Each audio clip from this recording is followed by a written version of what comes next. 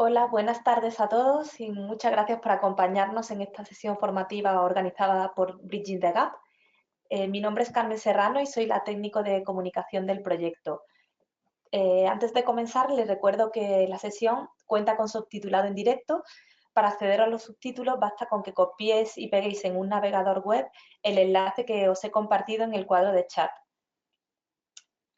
Y antes de comenzar, os comento también brevemente qué es Bridging the Gap. Se trata de una iniciativa financiada por la Unión Europea cuyo objetivo es contribuir a la inclusión socioeconómica, la igualdad y la no discriminación de las personas con discapacidad en países de renta media y baja. Concretamente, el proyecto trabaja en Burkina Faso, Ecuador, Etiopía, Paraguay y Sudán. Este proyecto está coordinado por la Fundación Internacional y para Iberoamérica de Administración y Políticas Públicas, FIAP, en asociación con 3 agencias europeas de cooperación para el desarrollo, la española, la italiana y la austriaca, además de 2 ONGs internacionales, el Foro Europeo de la Discapacidad y el Consorcio Internacional de Discapacidad y Desarrollo. Este proyecto tiene como uno de sus objetivos transversalizar la discapacidad en la cooperación internacional. Y una de las herramientas que está utilizando para ello es este ciclo de formación sobre discapacidad y desarrollo, que se enmarca en la estrategia de gestión de conocimiento del proyecto. La sesión de esta tarde es sobre acceso universal a la salud y corresponde al módulo número 9 del ciclo de 12 sesiones a lo largo de las cuales estamos abordando diferentes aspectos en torno a la discapacidad y el desarrollo. Para aquellas personas que se hayan perdido alguna de las sesiones, les recuerdo que pueden encontrar los vídeos, la transcripción y los materiales de aprendizaje de cada seminario, tanto en la web del proyecto como en nuestro canal de YouTube. En el cuadro de chat os he compartido también los enlaces a estos canales. Nuestro ponente de esta tarde es Antonio Jiménez Lara, sociólogo especializado en el análisis de necesidades sociales y en la evaluación de políticas públicas. Antonio colabora además como consultor con diversas instituciones públicas, organizaciones de iniciativa social y proyectos de cooperación en el ámbito de la discapacidad, entre ellos Bridging the Gap, así como en proyectos de atención a la dependencia. Sin más, le doy la palabra a Antonio para que pueda comenzar con su presentación de la sesión. Buenas tardes, Antonio. Hola, buenas tardes. Bien, Sí, pues, pues comenzamos entonces, ¿verdad? Con la presentación. sí, sí, gracias. Bueno, el tema que he preparado, pues es la inclusión de las personas con discapacidad en los servicios de salud de acuerdo con el artículo 25 de la Convención sobre los Derechos de las Personas con Discapacidad. Me gustaría comenzar, un momento, a ver si soy capaz de tomar el control de la presentación, ¿de acuerdo? Con algunos datos. En el mundo, de acuerdo con las estimaciones de un informe bastante importante publicado hace ya algunos años por la Organización Mundial de la Salud y el Banco Mundial, se calcula que hay más de 1.000 millones de personas, o sea, un 15% de la población mundial, que presenta alguna forma de discapacidad. La prevalencia es algo mayor entre la población femenina, se calcula a nivel mundial un 19%, que entre la masculina un 12%. Y de estas 1.000 millones de personas, casi 200 millones, una quinta parte, experimentan dificultades considerables, muy importantes en su funcionamiento. La prevalencia de la discapacidad está creciendo y crece a causa de diversos factores, entre los que cabe destacar como uno de los más importantes el envejecimiento de la población y el incremento mundial de las enfermedades crónicas, la diabetes, las enfermedades cardiovasculares, el cáncer, los trastornos de salud mental, entre otras causas.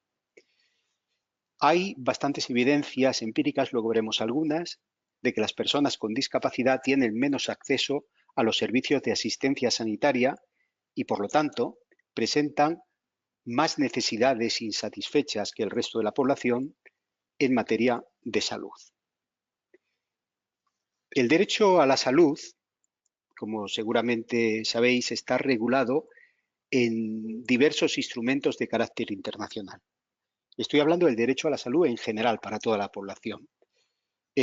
Así, por ejemplo, el artículo 25 de la Declaración Universal de los Derechos Humanos, pues dispone que toda persona tiene derecho a un nivel de vida adecuado que le asegure, así como a su familia, la salud y el bienestar, y en especial la alimentación, el vestido, la vivienda, la asistencia médica y los servicios sociales necesarios. Estos derechos se encuentran además desarrollados por el Pacto Internacional de Derechos Económicos, Sociales y Culturales, cuyo artículo 12 establece que los Estados partes en ese pacto reconocen el derecho de toda persona al disfrute del más alto nivel posible de salud física y mental. Este artículo 12 recoge también una lista ilustrativa, pero no exhaustiva, de medidas que los Estados parte deben adoptar con el fin de asegurar la plena efectividad de este derecho. También la Constitución de la Organización Mundial de la Salud afirma que la salud es un estado de completo bienestar físico, mental y social, y no solamente la ausencia de afecciones y enfermedades, y que disfrutar del más alto estándar de salud alcanzable es uno de los derechos fundamentales de todos los seres humanos, sin distinción de raza, religión, creencia política, condición económica o social.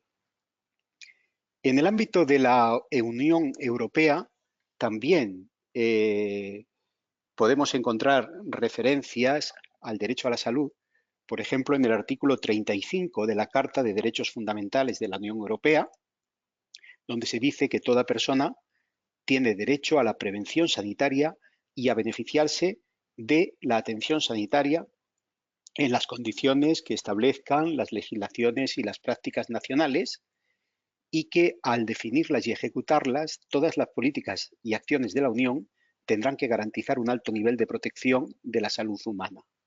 También hay referencias en los artículos 11 y 13 de la Carta Social Europea. Como van a quedar aquí en la presentación algunos de estos textos, pues paso porque hay bastante material y solo tenemos 40 minutos.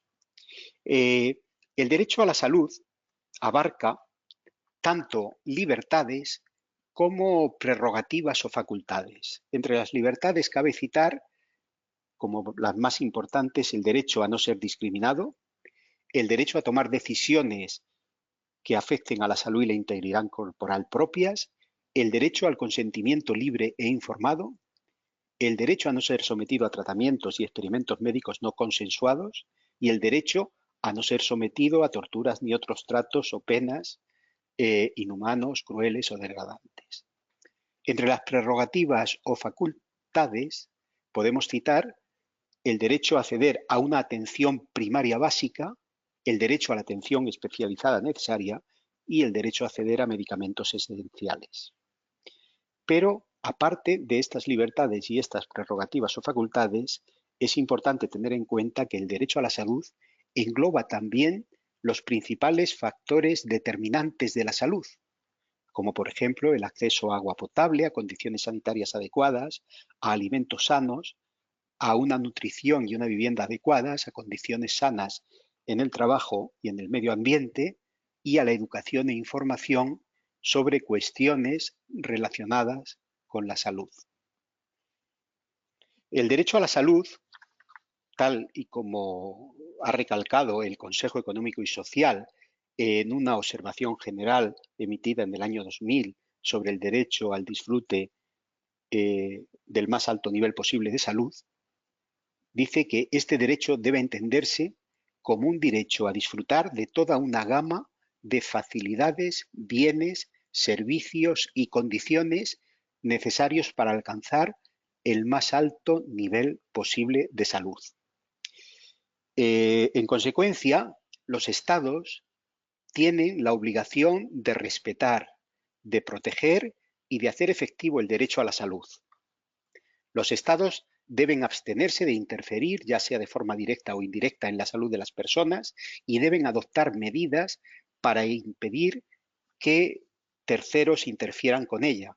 Y además deben adoptar medidas positivas para permitir a las personas y a las comunidades disfrutar de este derecho y para ayudarlas a hacerlo.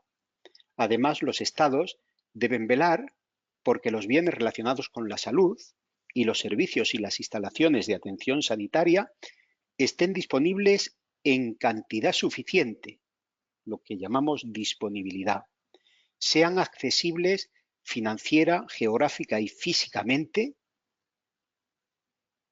lo que requiere una información y una comunicación accesible sin discriminación, es lo que llamamos accesibilidad, respeten la deontología médica y sean adecuadas desde el punto de vista cultural y tengan en cuenta las cuestiones de género y las necesidades del ciclo de vida.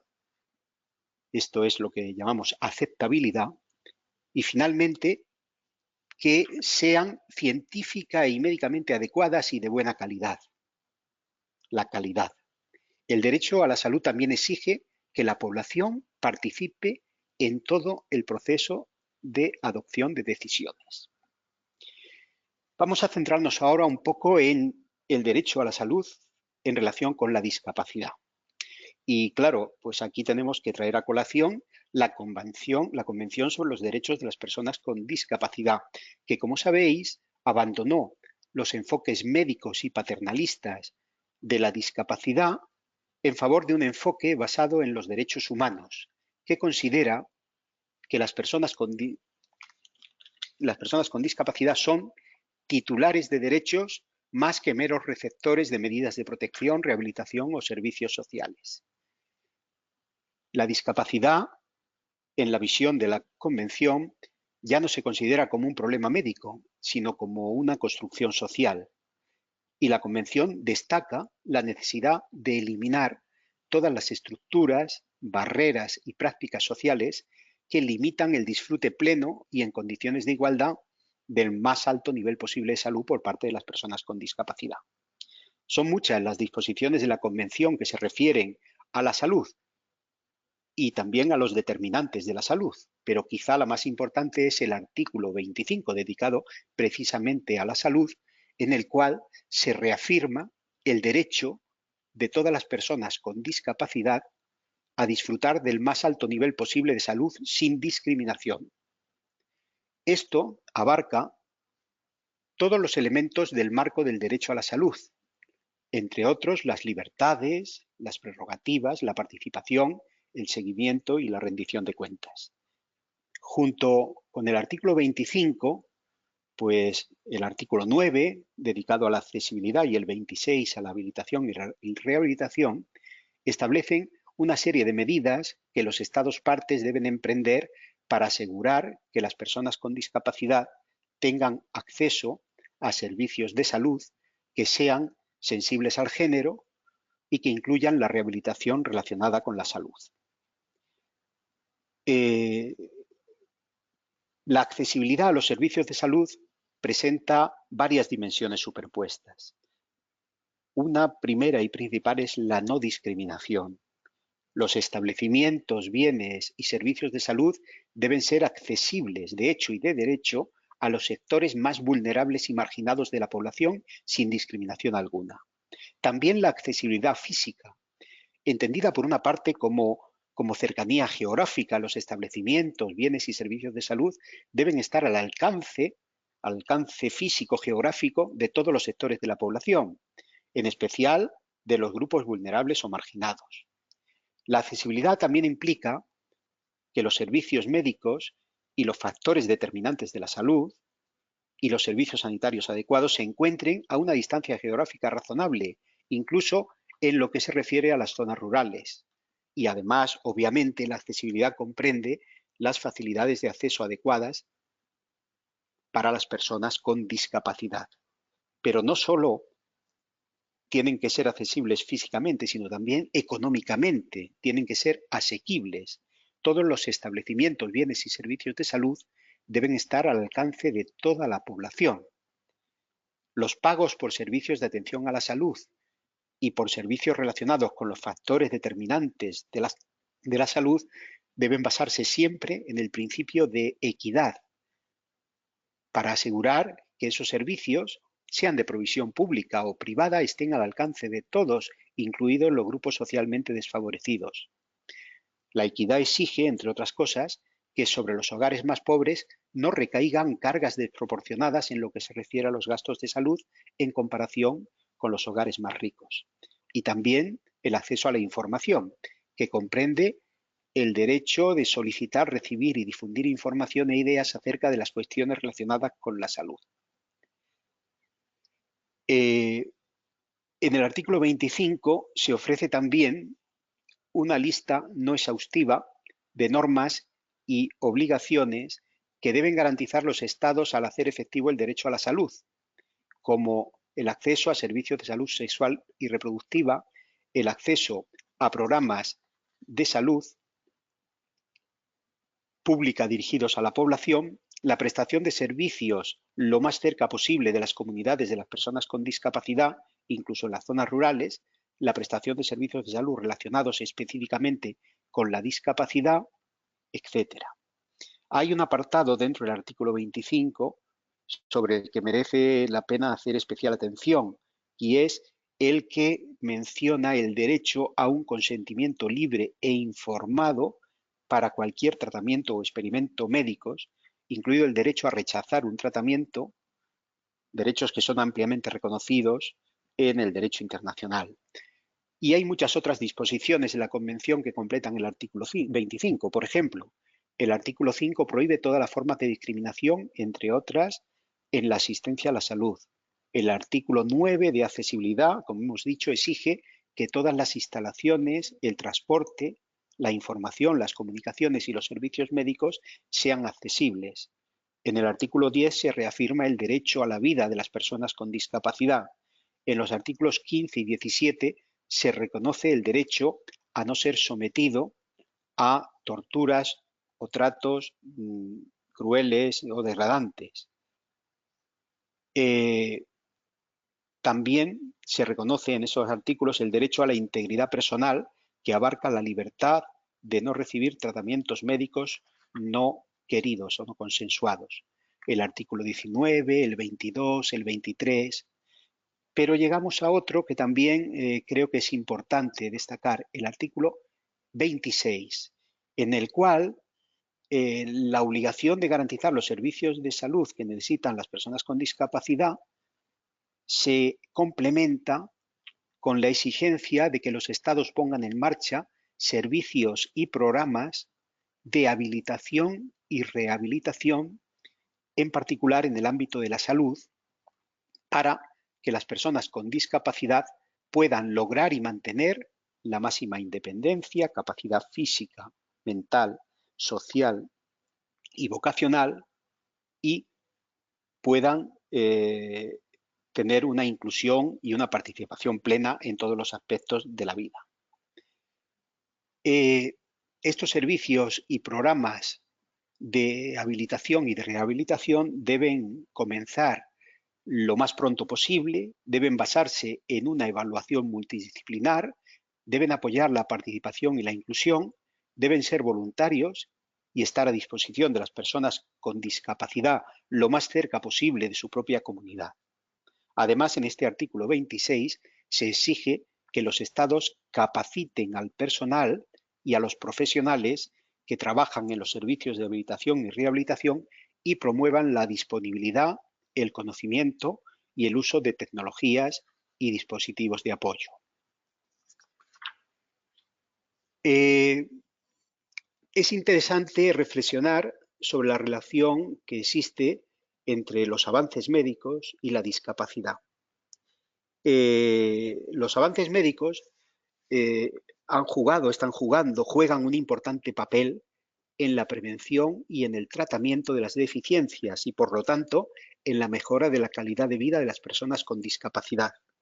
Gracias a algunos de estos avances se ha conseguido que enfermedades que eran generadoras de discapacidad en el pasado hoy ya no lo sean, y que personas que hasta hace pocos años estaban abocadas a un deterioro físico o mental progresivo y a una muerte prematura, tengan hoy una esperanza de vida similar a la del resto de la población y puedan llevar una vida social y profesional normalizadas.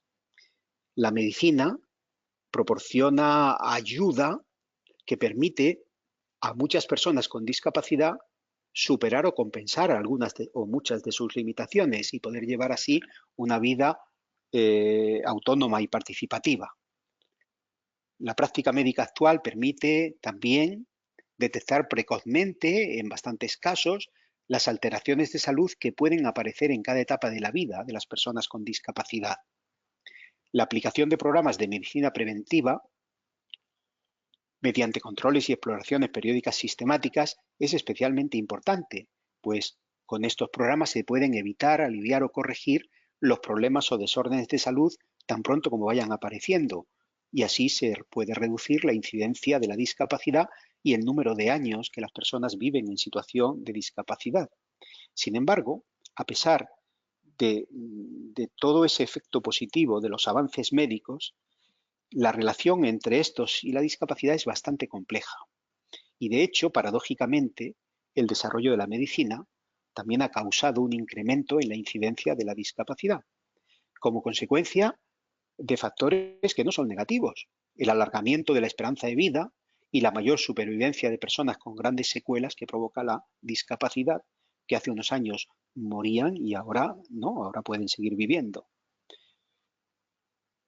El problema es que la capacidad de la medicina actual para salvar vidas contrasta muchas veces con la falta de recursos y de previsiones para atender de forma adecuada las necesidades, en particular las necesidades sociosanitarias, de las personas cuya vida se ha salvado en la instancia puramente médica. Y bueno, también quería compartir con vosotros algunas reflexiones sobre las necesidades en materia de salud de las personas con discapacidad. La salud para las personas con discapacidad, como para el resto de las personas, es una de las preocupaciones fundamentales. En el caso de la discapacidad, también esto se explica porque es precisamente la ausencia de salud la que, interactuando con el factor social, está en el origen de la propia discapacidad, en esa situación de objetiva desventaja de la que parten las personas con discapacidad para participar en el curso ordinario de la vida social. Las personas con discapacidad tienen, por una parte, las mismas necesidades de salud que las demás personas. Necesitan promoción de la salud, atención preventiva, diagnóstico, tratamiento, rehabilitación. Es importante destacar que, por lo general, las personas con discapacidad no son ni se sienten enfermas, pero demandan y requieren en ocasiones una atención de salud más frecuente, más intensa y a veces también más especializada, que no siempre es prestada satisfactoriamente por unos sistemas sanitarios que están concebidos pensando en el usuario medio y que no siempre saben bien cómo abordar la discapacidad. Además, las personas con discapacidad también pueden tener necesidades específicas en materia de salud, ocasionadas por sus propias deficiencias y por otros determinantes de la salud, como la pobreza, la discriminación, la violencia y la exclusión social, que también afecta más intensamente a las personas con discapacidad consideradas como conjunto que al resto de la población. Además, pues un entorno físico y social inadecuado pues puede agravar las enfermedades primarias y exacerbar las consecuencias secundarias de dichas enfermedades. Debido también a los altos niveles de pobreza, discriminación, violencia y exclusión social que a veces soportan las personas con discapacidad, así como a las importantes barreras que existen para acceder a los servicios de salud, las personas con discapacidad corren un riesgo mayor de padecer problemas de salud que la población general y, por lo tanto, tienen una mayor probabilidad de necesidad y de utilizar los servicios de salud. Tienen más riesgo de sufrir accidentes o lesiones no intencionales, de desarrollar enfermedades secundarias concomitantes y relacionadas con el envejecimiento. Tienen más riesgo de estar expuestas a situaciones de violencia y de sufrir una muerte prematura. Y también tienen, obviamente, una mayor necesidad de servicios de habilitación y rehabilitación relacionados con la salud, que son esenciales para mantener un buen estado de salud, para vivir de forma independiente, para ser económicamente productivos y para vivir una vida provechosa. Además, algunas personas con discapacidad pueden necesitar un mayor acceso a servicios especializados de salud y no solo a los servicios de atención primaria. Y en particular, las mujeres con discapacidad presentan perfiles de vulnerabilidad y de riesgos de salud específicos.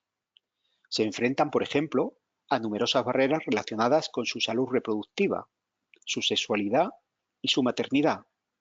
Barreras que provienen, en parte, de las actitudes negativas de la sociedad hacia ellas, de la falta de entendimiento de sus necesidades y también de la falta de accesibilidad y de la limitada capacidad de los servicios, así como de la carencia de profesionales capacitados.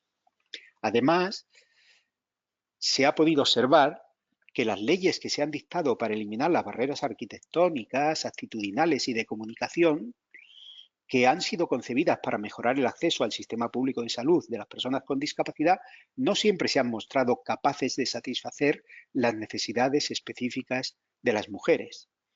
Y todavía sabemos que hay dificultades de accesibilidad a los servicios dirigidos específicamente a mujeres, servicios de ginecología, de obstetricia, de planificación familiar, y que muchas veces el instrumental utilizado en las consultas ginecológicas no tiene en cuenta que la usuaria puede ser una mujer en silla de ruedas, por ejemplo. Además, también hay algunas enfermedades generadoras de discapacidad en las que se registra una prevalencia significativamente mayor entre las mujeres que entre los hombres. Entre estas enfermedades podemos citar la diabetes tipo 2, la hipertensión, la artritis reumatoide, la fibromialgia, la osteoporosis, la celiaquia, la depresión, los trastornos alimentarios, la fibrosis quística e incluso la esclerosis múltiple. Y claro, el problema es que nos encontramos muchas respuestas inadecuadas que permiten afirmar que las personas con discapacidad tomadas en su conjunto no están recibiendo una asistencia sanitaria en igualdad de condiciones con el resto de los ciudadanos. Algunos grupos, como las personas con discapacidad intelectual, están bastante discriminadas por los sistemas sanitarios y aunque presentan más problemas de salud que la población general, pues suelen acudir con menos frecuencia a los servicios de salud debido a la gran cantidad de barreras, muchas de ellas cognitivas y actitudinales, con las que se encuentran. Entre estas barreras juega un importante papel las bajas expectativas que respecto a su estado de salud, su nivel de actividad o su participación en la comunidad tienen los profesionales de la salud y también en ocasiones sus propios familiares. También resulta que las investigaciones sobre la salud de las personas con discapacidad son relativamente escasas en comparación con las que existen para la población general y faltan indicadores fiables sobre la situación sanitaria de las personas con discapacidad en su conjunto y de las personas con determinados tipos de discapacidades. Esta ausencia de indicadores tiene una repercusión muy grande en la planificación y en la toma de decisiones sobre la salud de las personas con discapacidad y contribuyen a perpetuar la discriminación de las personas con discapacidad en lo relativo a la atención sanitaria y al mantenimiento de un peor estado de salud que repercute directamente en su calidad de vida. Algunas de las consecuencias directas de la ausencia de datos sanitarios sobre personas con discapacidad pues son las siguientes. El modelo de atención sanitaria se organiza y planifica atendiendo a las necesidades extraídas de los datos sanitarios del ciudadano medio. y, por lo tanto, presenta carencias con relación a las necesidades de las personas con discapacidad en el caso de que sus necesidades de salud se aparten de esa media a partir de la cual se han planificado los servicios. Hay determinadas afecciones de salud, por ejemplo, la enfermedad mental, el daño cerebral o las enfermedades raras, que todavía carecen de modelos satisfactorios de atención sanitaria. Y además, pues muchas veces las personas con discapacidad se consideran todavía sujetos pasivos de la atención. No se tienen en cuenta sus opiniones y se les sigue negando la capacidad para participar en la toma de decisiones relativas a su salud. Todo esto ha sido analizado con bastante profundidad en un informe reciente, se presentó a mediados del año 2018, de la relatora especial sobre los derechos de las personas con discapacidad. Un informe que trata sobre los problemas a los que se enfrentan las personas con discapacidad para disfrutar del derecho al más alto nivel posible de salud. En este informe se han señalado 3 desafíos principales relacionados con ese disfrute del derecho a la salud por parte de las personas con discapacidad. La existencia de grandes desigualdades en materia de atención sanitaria y de salud, la persistencia de graves obstáculos para acceder a los servicios de salud y la existencia de violaciones específicas de los derechos humanos en entornos sanitarios. Vamos a detenernos en los próximos minutos en estos 3 grandes desafíos. Y comenzamos con el de las desigualdades en materia de salud y atención sanitaria. En primer lugar, la evidencia empírica nos dice que hay bastante mayor incidencia de enfermedades secundarias y concomitantes, entre ellas enfermedades crónicas, como habíamos dicho, como la hipertensión arterial, enfermedades cardiovasculares y diabetes, entre las personas con discapacidad. Si bien algunos de estos problemas están relacionados con la deficiencia, también las desigualdades en el acceso a la asistencia sanitaria, las desigualdades en materia de alfabetización sanitaria y las desigualdades en materia de recursos económicos son causas de la vulnerabilidad ante muchas de estas enfermedades o causas que contribuyen a agravarlas. Hay estudios, por ejemplo, que demuestran que en promedio las personas con discapacidad intelectual fallecen pues bastante antes, entre 15 y 20 años antes de lo que lo hace la población en general, debido al descuido, a tratamientos inadecuados, al hecho de que no se someten a exámenes de rutina ni participan en actividades de promoción y prevención de la salud. También la esperanza de vida de los adultos con discapacidad psicosocial, los que tienen discapacidad por problemas de salud mental, es menor que la de la población general debido a múltiples factores. Por ejemplo, el trastorno de somatomorfo asociado a los medicamentos antipsicóticos. También las personas con discapacidad tienen una probabilidad mayor que las personas sin discapacidad de necesitar servicios de salud y también es más probable que no los reciban. Por ejemplo, hay un estudio que ha revelado que el nivel de necesidades de salud insatisfechas de las personas con discapacidad, en general, era 3 veces superior al de las personas sin discapacidad. Pero si nos fijamos en algunos colectivos específicos, por ejemplo, los niños con discapacidad, pues se incrementan estas diferencias. También los datos apuntan a que las personas con discapacidad están en situación de desventaja en el acceso a la atención primaria y eso perpetúa sus malos resultados en materia de salud. Los niños con discapacidad frecuentemente no reciben tratamientos básicos para enfermedades que son comunes en la infancia y que pueden poner su vida en peligro si no reciben tratamiento. Y esto ocurre así porque a veces se asume erróneamente que las personas con discapacidad siempre necesitan servicios hiperespecializados. cuando lo cierto es que la atención primaria puede satisfacer muchas veces sus necesidades de salud. Las personas con discapacidad tienen también, en general, un acceso limitado a los servicios de habilitación y rehabilitación relacionados con la salud, a pesar de que los necesitan. Y esa cobertura suele ser escasa para muchos grupos de personas con discapacidad. Estamos hablando, por ejemplo, del acceso a la fisioterapia, la logopedia, la rehabilitación psicosocial. La cobertura de estos servicios es especialmente limitada en los países de ingresos bajos y medianos, donde en algunos entornos, pues únicamente entre 3 y el 5% de las personas con discapacidad los reciben. También los datos indican que en muchos países de ingresos bajos y medianos, solo entre el 5 y el 15% de las personas con discapacidad que necesitan dispositivos y tecnologías de apoyo tienen acceso a ellos. Seguimos con las desigualdades.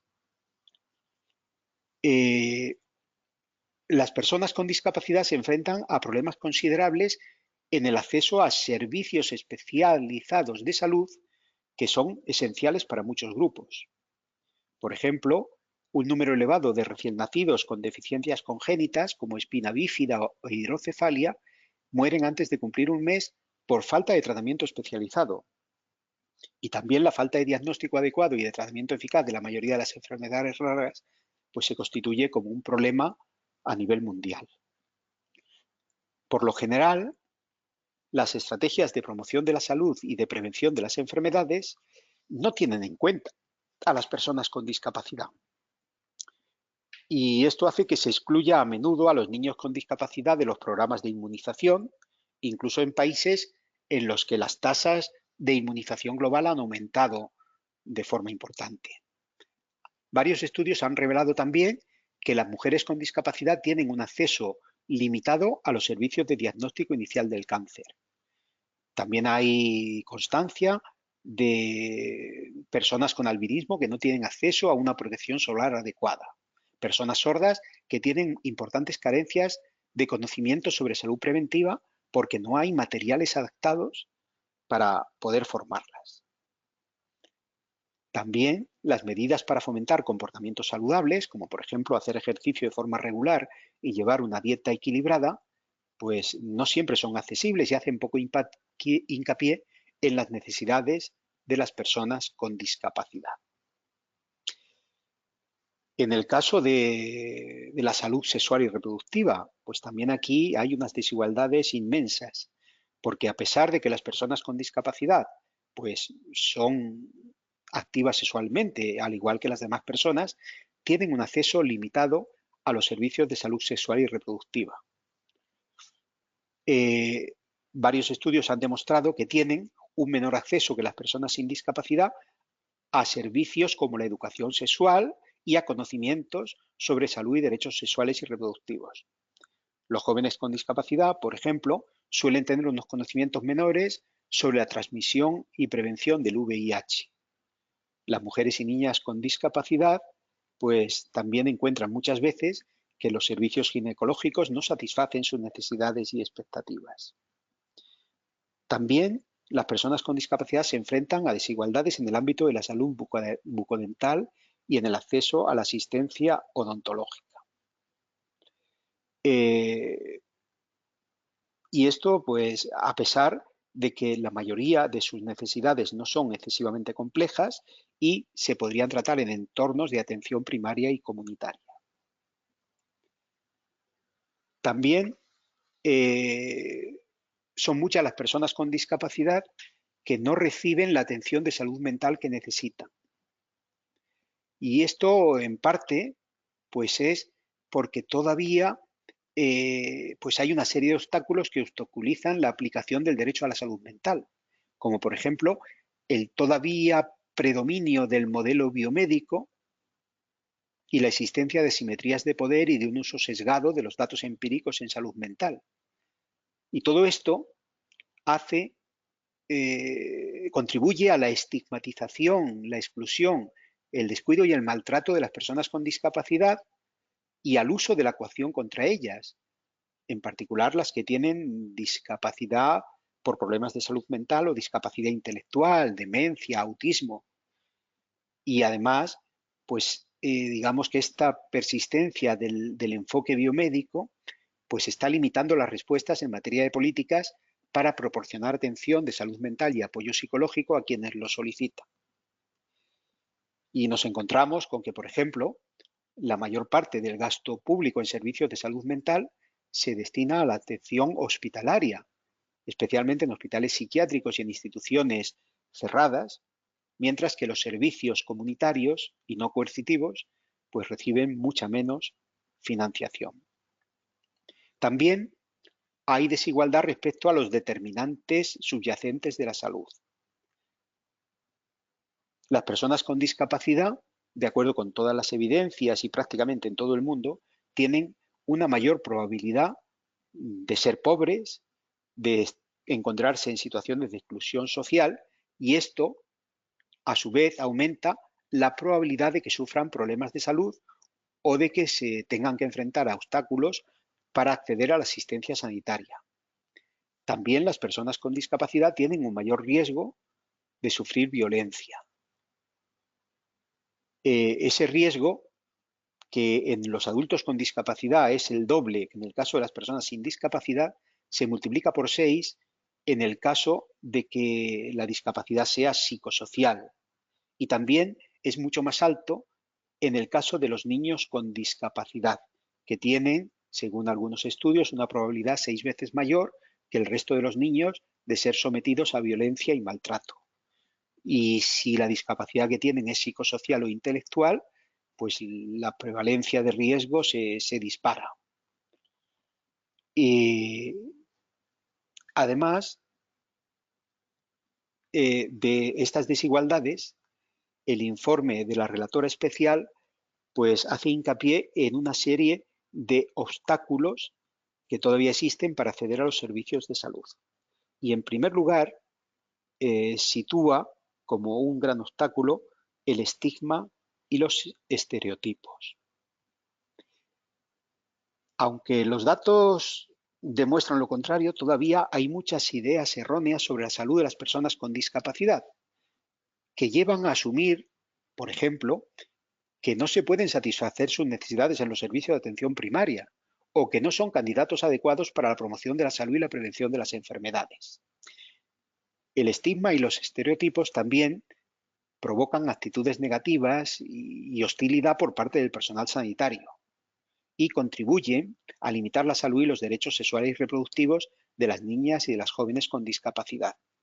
Además, también la vergüenza y el estigma asociados a la discapacidad pues hace que muchas veces las personas con discapacidad y sus familias no soliciten la atención médica o la rehabilitación que necesitan. Por ello, se deben replantear y revisar los instrumentos y las normas relacionadas con la salud que puedan contribuir a aumentar el estigma y la patologización de la discapacidad. Por ejemplo, hay que tener cierto cuidado con que las herramientas de diagnóstico y los instrumentos de clasificación, como por ejemplo la Clasificación Internacional de Enfermedades o el Manual de Diagnóstico y Estadístico de los Trastornos Mentales, pues puedan en algunos casos reforzar el estigma público y provocar que las personas eviten solicitar atención sanitaria por miedo a ser etiquetadas. Y también pues hay que tener cuidado con los propios sistemas de medición de la salud, que al utilizar indicadores como por ejemplo los años de vida ajustados por discapacidad, que se vienen utilizando ampliamente para calcular la longevidad y el bienestar relacionado con la salud y para guiar la asignación de recursos, pues puedan tener un efecto negativo por insistir un poco o transmitir una valoración negativa de la discapacidad. Otros obstáculos importantes son la escasez de servicios de habilitación y rehabilitación relacionados con la salud para las personas con discapacidad. La demanda de rehabilitación es muy superior a la capacidad de atención que estos servicios están ofreciendo.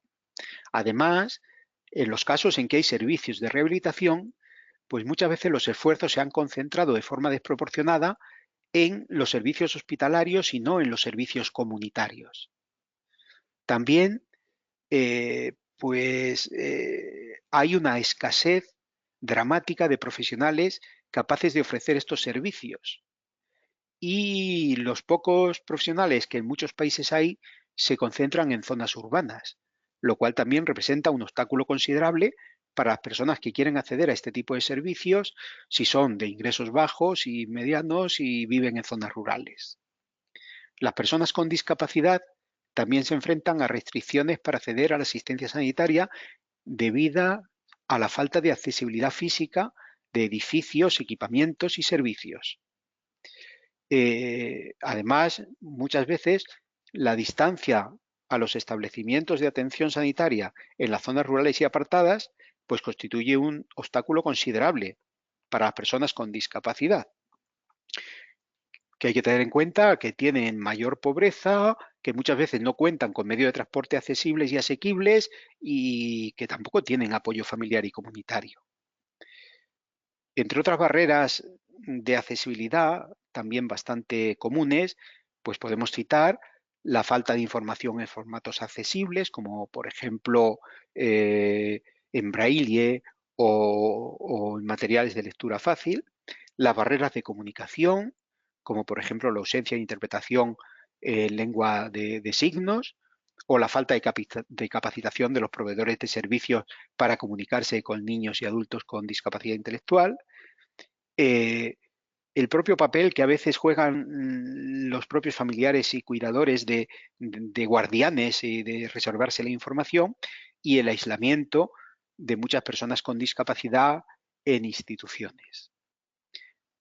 Las personas con discapacidad también enfrentan considerables barreras financieras para acceder a la atención sanitaria. Y a pesar de que sus gastos de salud son más elevados, pues tienen menos posibilidad de afrontarlos porque son en general más pobres que las personas sin discapacidad. Y esto hace pues que nos encontremos en algunos estudios que nos dicen que más de la mitad de las personas con discapacidad no pueden permitirse pagar por la atención sanitaria que necesitan, frente a solo un tercio de las personas sin discapacidad, pues en algunos países. Las personas con discapacidad también tienen bastante más probabilidades de tener que pagar gastos médicos desorbitados que superan la capacidad de pago de la unidad familiar, y eso las arrastra a la pobreza. El precio elevado de los medicamentos y la falta de acceso o el acceso limitado a medicamentos genéricos también representa un importante obstáculo para las personas que deben tomar medicamentos durante periodos prolongados. Existe también discriminación en relación con los seguros médicos. Las tasas de cobertura de esos seguros suelen ser muy bajas entre las personas con discapacidad porque las aseguradoras a menudo se niegan a ofrecer el seguro médico a personas con discapacidad alegando las enfermedades preexistentes. La discriminación también se puede manifestar en el propio diseño de las pólizas de seguro, que limitan las prestaciones o la cobertura que puede necesitar una persona con discapacidad o aumentan de forma desproporcionada el coste de las primas. La relatora especial ha insistido y ha recordado que estas prácticas violan la Convención sobre los Derechos de las Personas con Discapacidad. También existen obstáculos relacionados con la aceptabilidad y con la calidad de los servicios de salud. Voy rápido, que veo que estoy consumiendo el tiempo. Junto a las desigualdades y a los obstáculos, la relatora también ha señalado en su informe una serie de violaciones de los derechos humanos en entornos sanitarios. Entre estas violaciones cabe destacar pues, la existencia de denegación de tratamientos debido a la discapacidad, que muchas veces se basan en la premisa de que las personas con discapacidad tienen menos valor que las demás personas o como disfrutan de una calidad de vida menor, pues no merece la pena intentar mejorarla. También la denegación del consentimiento libre e informado, que a veces deriva de que los propios procesos de consentimiento informado se basan en formularios escritos que son inaccesibles para algunas personas con discapacidad.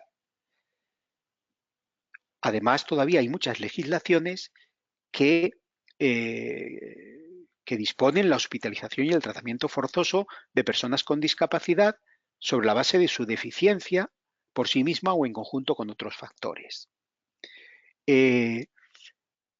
Hay también violaciones de los derechos sexuales y reproductivos. Todavía se practica la esterilización de mujeres y niñas con discapacidad intelectual y psicosocial. Y las que dan a luz corren el riesgo de que el Estado o sus familias les arrebaten a los hijos. Estar bajo la tutela de un curador o ingresar en una institución también aumenta el riesgo de sufrir algunas de estas prácticas. A veces a las personas con discapacidad se les somete a tratamientos e intervenciones dolorosos e inútiles, porque su efectividad no ha podido ser probada científicamente. Pues bueno, algunos se han ido abandonando, pero hay, digamos, muchísima evidencia y literatura sobre ellos, como la terapia electroconvulsiva, la psicocirugía, tratamientos experimentales de desintoxicación, terapias rigurosas para modificar conductas y pues recientemente, por ejemplo, se puso de moda la técnica del packing, del empaquetamiento para niños con autismo, que consistía pues en envolverlos en sábanas frías y tenerlos así un tiempo, pues no sé. Es decir, hay una serie de todavía de prácticas que son invasivas, que son dolorosas, que son irreversibles y que de hecho pueden constituir tortura o maltrato. Además, en el caso de los niños, estas prácticas contradicen el principio del respeto a la evolución de sus facultades y también de su derecho a preservar su intimidad. Sigue existiendo explotación, violencia y abuso contra las personas con discapacidad. Todavía hay servicios de salud mental que recurren regularmente a la reclusión y a procedimientos de contención física o farmacológica que muchas veces no tienen un objetivo terapéutico claro y que a menudo son consecuencia sobre todo de la falta de apoyos y de personal, y que también a veces se utilizan como un castigo para forzar a las personas a seguir un tratamiento y a tomar la medicación. Nos encontramos con sobremedicación en algunos casos, que también es una práctica extendida que pueden desembocar pues en unas consecuencias fatales. Y hay mayor riesgo de explotación y abuso físico y sexual, sobre todo en instituciones cerradas, como instituciones psiquiátricas o residencias para personas mayores o centros de acogida infantil. La relatora también ha insistido en que existen formas múltiples e interseccionales de discriminación, porque las personas con discapacidad constituyen un grupo muy heterogéneo, donde hay una amplia variedad de deficiencias y de rasgos identitarios, como la raza, el sexo, la orientación sexual, la identidad de género, el origen étnico, origen indígena, edad, etc. Y estos rasgos al intelectual provocan aún más desigualdades y barreras relacionadas con la salud. Por ejemplo, pues en el caso de los migrantes, refugiados y solicitantes de asilo con discapacidad, nos encontramos con que las barreras de comunicación son mucho más importantes que en el resto de las personas con discapacidad y con que, pues, en algunos grupos, como las personas indígenas, pues las barreras financieras son especialmente problemáticas. También cuando hablamos de discriminación interseccional, pues obviamente tenemos que tener en cuenta a las mujeres con discapacidad, que tienen un acceso sistemáticamente menor a servicios y programas de salud que las mujeres sin discapacidad y que pueden padecer violencia, abusos o desatención también en mayor proporción, sobre todo cuando sus deficiencias son graves, es decir, cuando se junta discapacidad, gravedad de la discapacidad y el hecho de ser mujer. Y los niños y las personas mayores con discapacidad también tienen unos niveles elevados de necesidades de salud insatisfechas. Otras formas interseccionales, pues el enorme incremento que en los últimos años pues ha habido de diagnósticos de autismo, déficit de atención con trastorno de hiperactividad y otros trastornos, ha llevado a un rápido aumento de la prescripción de estimulantes y otros medicamentos que han patologizado y medicalizado a estos niños y que constituyen prácticas que contradicen el principio del respeto por la diferencia. Y también nos encontramos con problemas de discriminación interseccional en el caso de las personas con discapacidad privadas de libertad o las que viven en campamentos de refugiados que afrontan obstáculos importantes para acceder a la atención sanitaria debido a la falta de instalaciones accesibles y de apoyo en la comunicación. Para terminar, el informe de la relatora presenta una serie de medidas para garantizar el derecho a la salud de las personas con discapacidad.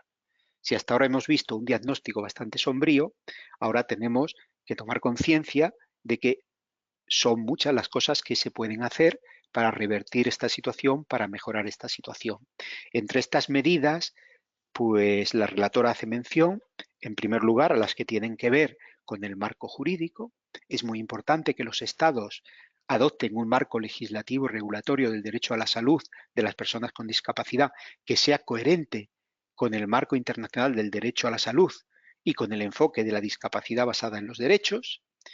Obviamente eso obliga a modificar todas las disposiciones que excluyan o restrinjan el acceso de las personas con discapacidad a los servicios de atención sanitaria. Se tiene que derogar inmediatamente toda la discriminación, la legislación discriminativa y hay que buscar medidas como, por ejemplo, que los niños puedan prestar su consentimiento a determinados tratamientos e intervenciones médicas sin necesidad de tener el permiso de su progenitor. La legislación debe proporcionar también medidas de defensa eficaces para las personas con discapacidad cuyo derecho a la salud haya sido violado. Medidas como compensaciones y reparaciones adecuadas, eficaces y oportunas por el daño sufrido y como sanciones judiciales y administrativas contra los autores de este daño. También es mucho lo que se puede hacer en el ámbito de las políticas. Los Estados deben incorporar los derechos y las necesidades de las personas con discapacidad en las políticas y los programas de atención primaria y especializada de salud. Los servicios de atención sanitaria de nivel secundario y terciario deberían apoyar al personal sanitario de atención primaria y colaborar estrechamente con este personal para responder a las necesidades de salud de las personas con discapacidad en sus comunidades. Las actividades de promoción de la salud deben incluir a las personas con discapacidad y tener en cuenta y dar respuesta a sus problemas de salud específicos. Hacen falta estrategias de detección e intervención temprana para facilitar un acceso oportuno a los servicios de salud y minimizar o prevenir nuevas deficiencias. Hay que organizar, reforzar y ampliar los servicios y programas generales de habilitación y rehabilitación para personas con discapacidad. Y hay que garantizar que la asistencia sanitaria se preste lo más cerca posible de las comunidades en las que viven las personas con discapacidad, incluidas las zonas rurales, las zonas remotas, y adoptar medidas destinadas a mejorar la demanda de servicios de atención sanitaria entre las personas con discapacidad, medidas de información y de concienciación. El logro de la cobertura sanitaria universal se ha revelado como esencial para conseguir los objetivos de desarrollo sostenible en materia de salud. El objetivo de cobertura sanitaria universal exige que todas las personas y todas las comunidades reciban los servicios de salud esenciales que necesitan sin verse expuestas a dificultades financieras. La cobertura sanitaria universal puede ser una herramienta importante para incrementar el acceso a la asistencia sanitaria de las personas con discapacidad. Pero para que esto suceda, los Estados deben tener en cuenta a las personas con discapacidad cuando consideren la posibilidad de aumentar la cobertura de los servicios de salud, cuando determinen qué servicios se van a incluir en los conjuntos básicos de salud y, además, en las deliberaciones sobre la cobertura sanitaria universal se debe tener en consideración la tecnología de salud y los tratamientos que cada vez están más disponibles para mejorar la calidad de vida y alargar la esperanza de vida de las personas con discapacidad.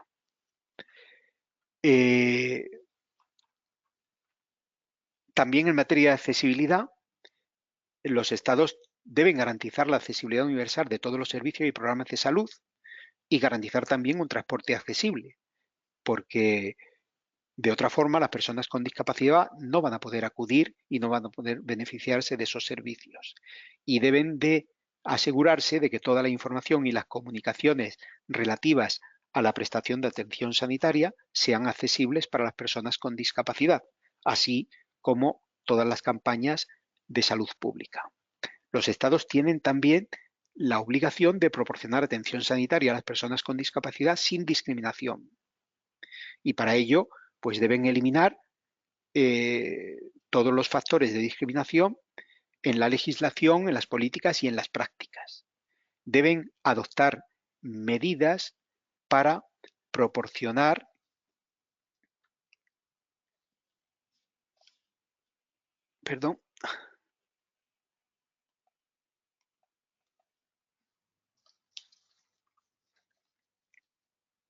deben adoptar medidas para proporcionar ajustes razonables a las personas con discapacidad a fin de que puedan acceder a esos servicios e instalaciones y disfrutar de ellos en igualdad de condiciones con los demás. Los Estados deben prohibir la discriminación de las personas con discapacidad en la prestación de los seguros de salud y combatirla.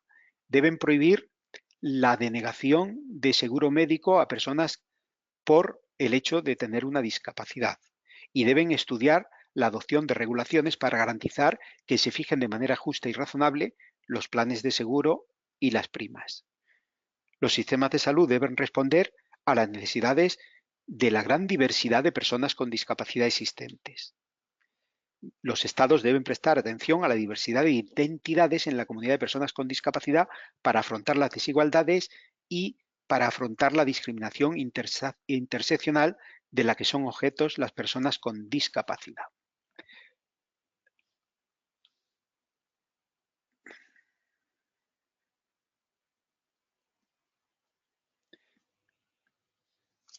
También los Estados pues deben de promover la participación de las personas con discapacidad, promoviendo y celebrando consultas con las personas con discapacidad para conseguir su participación activa en el despliegue de los servicios de salud. Nadie mejor que las personas con discapacidad sabe qué barreras se enfrentan y cómo estas barreras repercuten en sus vidas. Su participación garantiza que los programas y políticas sobre salud se diseñen atendiendo a sus necesidades y preferencias, y eso redundará en una mayor eficiencia y en una utilización más justa de los recursos. Las personas con discapacidad deben reconocerse como interlocutores principales cuando se traten sus derechos y siempre se debe dar prioridad a sus opiniones en los asuntos que las conciernen. Opiniones que no siempre van a coincidir con las del personal sanitario o incluso con las de las propias organizaciones coordinadoras de agrupaciones de personas con discapacidad, que pueden tener opiniones distintas de las de algunos grupos concretos. Por eso es importante consultar e interactuar directamente con todas las partes interesadas. Los Estados deben garantizar la representación de la amplia diversidad de personas con discapacidad en los procesos de toma de decisiones. También deben adoptarse medidas en materia de rendición de cuentas y en materia de movilización de recursos. Medidas de concienciación y ya para terminar, medidas de cooperación internacional. La cooperación internacional desempeña un papel crucial para apoyar los esfuerzos nacionales encaminados a alcanzar los objetivos de desarrollo sostenible. Los Estados y los donantes internacionales deben cerciorarse de que toda la cooperación internacional en el ámbito de salud, incluidos los programas internacionales de desarrollo, sean inclusivos y accesibles para las personas con discapacidad. La cooperación internacional en el ámbito de la salud también debe ser coherente con los derechos humanos de las personas con discapacidad y debe proporcionarse de una forma sostenible y culturalmente apropiada. Las organizaciones internacionales, las organizaciones sin fines de lucro, las entidades benéficas y otras organizaciones que trabajan en contextos nacionales deben abstenerse de ejecutar proyectos contrarios al enfoque de la discapacidad basada en los derechos humanos. Y bien, tengo más material, pero yo creo que he sobrepasado quizá un poco el tiempo previsto para la presentación y ahora lo importante pues es que pasemos al coloquio y a las preguntas que seguramente tendréis muchas. Hola Antonio, muchas gracias por tu Hola. exposición. Sí, ha sido muy completa y seguro que los participantes tienen algunas preguntas que hacerte. Os animo a que las vayáis escribiendo en el cuadro de chat o en el de preguntas, como en todas las ocasiones. Y también podéis levantar la mano con la herramienta que tenéis para que os abra el micro y podáis intervenir en directo.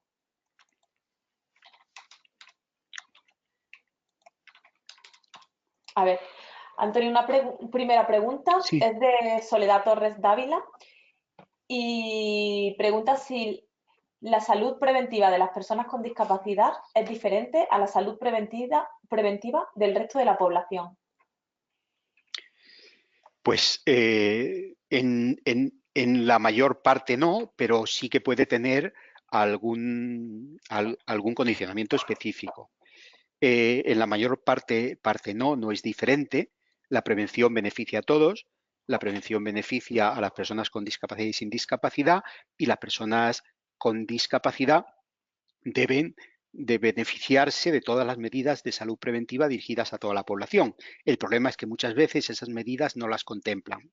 Pero también hay que tener en cuenta que las personas con discapacidad pues tienen riesgos de agravamiento y de intensificación de sus propias deficiencias, de su propia situación.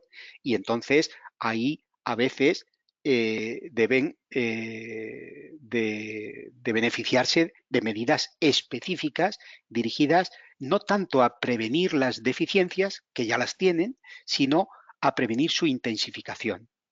Por eso digo que en general no, pero que sí que hay a veces que tener en cuenta pues algún matiz diferencial. Muchas gracias, Antonio. De nada. Otra pregunta de Andrés Vázquez, desde la OTC de AICID en Paraguay. Ajá. Comenta que, bueno, habla en nombre de la representante del Ministerio de Salud Pública y Bienestar Social, que quiere saber si existe alguna recomendación en particular o experiencia sobre la clasificación de discapacidades y salud con el fin de evitar la exclusión y mejorar el diseño de políticas sanitarias en general. Pues no me atrevo yo a contestar directamente, pero sí que, como he dicho antes, hay que tener bastante cuidado en que la utilización de estos instrumentos técnicos, que es necesaria, no tenga, digamos, efectos no buscados. Todos sabemos que un diagnóstico es importante y que clasificar, por así decirlo, etiquetar una situación es imprescindible para que los propios profesionales pues, tengan marcos de referencia para orientar su actuación. Pero hay que evitar que el etiquetaje, por una parte, nos haga olvidar la situación concreta, directa y personal de cada persona, que cada persona es diferente a las demás, aunque pueda tener, digamos, un mismo diagnóstico, una misma clasificación, y sobre todo hay que evitar la estigmatización, que a veces viene también de cuando se pierde de vista que estas clasificaciones son instrumentos, son ayudas, pero no son valores absolutos. Muchas gracias, Antonio. De Nada. momento no tenemos más preguntas. No sé si alguien quiere hacer alguna otra pregunta, que las vaya poniendo en el cuadro de chat.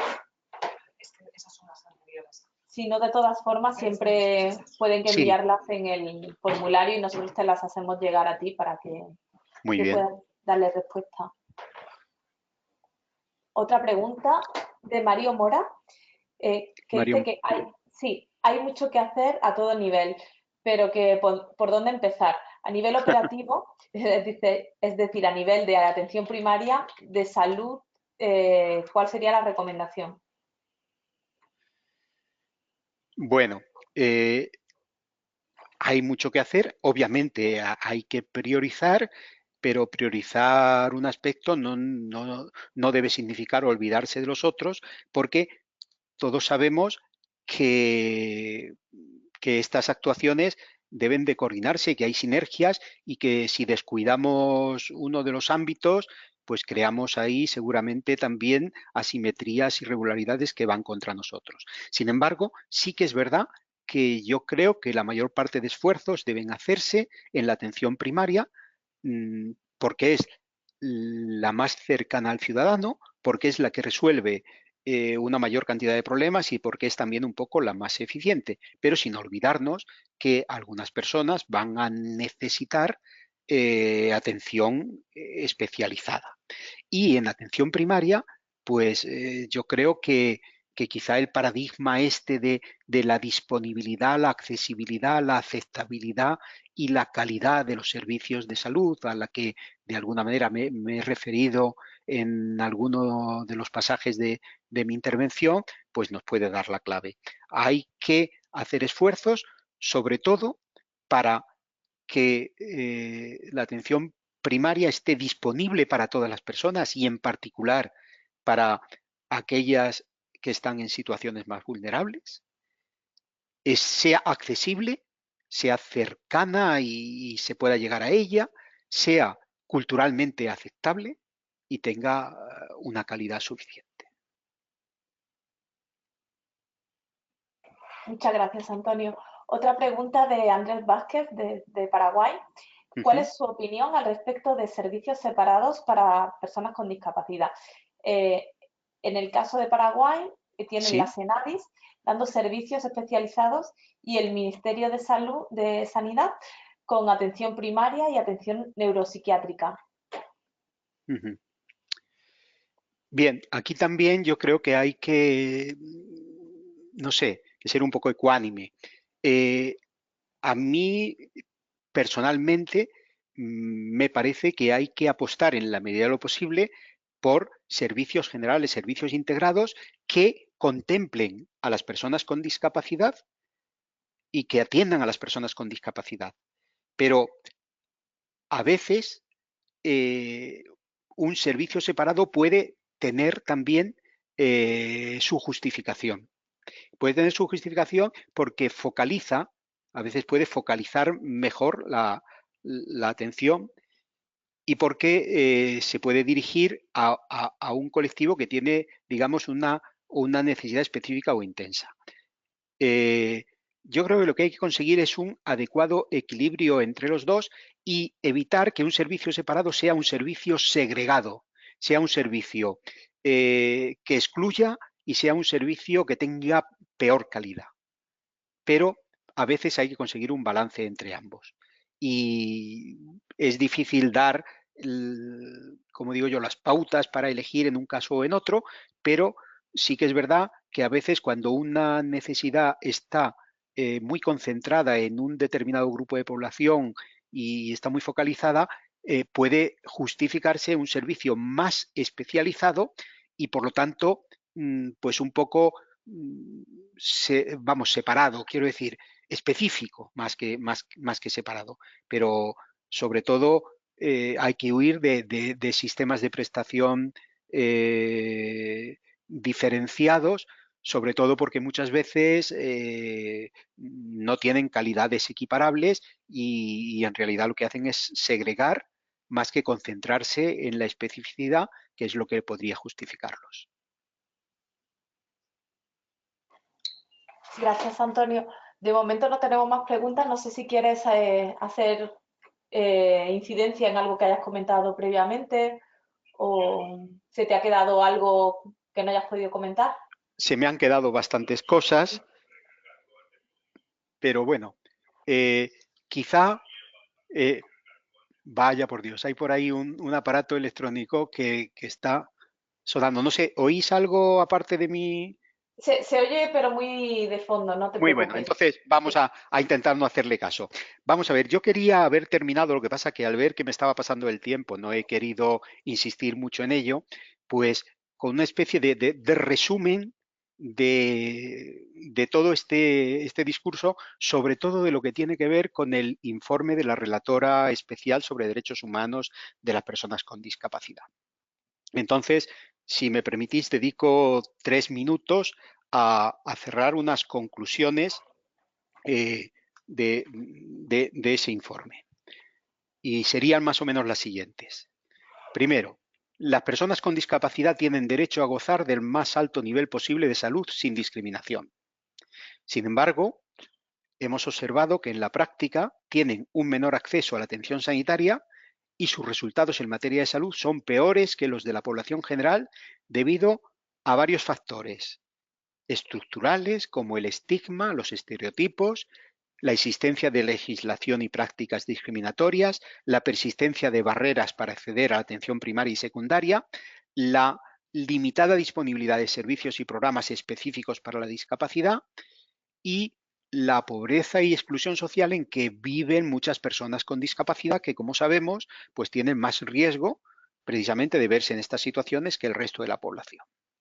Además, hay evidencias de que las personas con discapacidad afrontan violaciones graves de los derechos humanos en entornos sanitarios, como hemos dicho, como la denegación de tratamiento, la desestimación de su consentimiento libre e informado, distintas formas de violencia y abuso, etcétera, etcétera. Por todo ello, es esencial integrar en la atención sanitaria los derechos y las necesidades de las personas con discapacidad para poder acabar con estas situaciones de desigualdad. Aunque se necesiten servicios y programas específicos para dar respuesta a algunas de sus necesidades particulares, como norma general, los servicios y los programas de salud deben dirigidos a toda la población deben incluir a las personas con discapacidad y deben ser accesibles para ellas. En el marco de la Agenda 2030 para el Desarrollo Sostenible, los Estados deberían revisar sus sistemas nacionales de salud para lograr la cobertura sanitaria universal como medio de aumentar el acceso de las personas con discapacidad a la atención sanitaria, en particular a los servicios de atención primaria. Y bueno, si os quedáis un poco con esto como resumen de lo que hemos visto, pues yo me sentiría satisfecho. Gracias, Antonio. Comenta Mario que si puedes compartir ese informe del que has hablado. Sí, por Sí, supuesto. ¿Cómo, vale. cómo lo puedo hacer? Pues si ¿O te lo quieres, envío a ti? sí, envíamelo y lo añado a los materiales que le compartimos a los participantes, ¿vale? Vale, Así vale. ¿Te lo... envío el informe en sí o un enlace? Bueno, mejor el informe, ¿verdad? El enlace Ujú. mejor, porque todo lo enviamos Ah, el con enlace enlaces mejor. para que sí, cada participante lo pueda descargar. Vale, pues ahora en cuanto, sí, en cuanto terminemos te lo mando, ¿vale? Vale, muchas gracias. De nada. Bueno, pues de momento no tenemos ya más preguntas, así que y ya el tiempo se echa encima, así que llegamos al Sí, final de la sesión. Muchas gracias, Antonio, por habernos acompañado en esta sesión y muchas gracias a todos los participantes.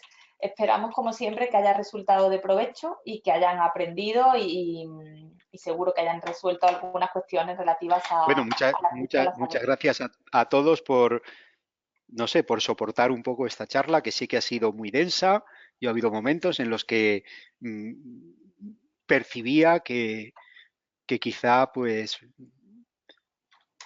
era complicado mantener la atención de todo el mundo. Gracias. Bueno, nada, a ti, Antonio, no te preocupes porque la Sí, dinámica de los webinars suele ser esta, así que sí, los muy participantes ya bien. están familiarizados con el formato. No De te acuerdo, preocupes.